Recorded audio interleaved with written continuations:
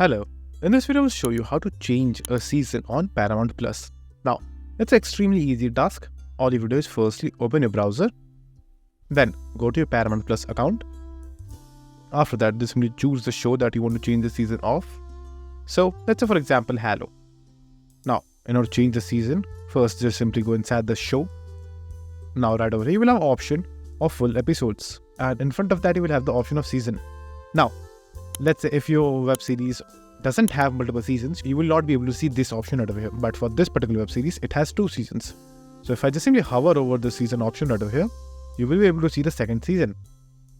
Now, in order to change it, all you have to do is just simply choose the second season or whatever season number you're looking for.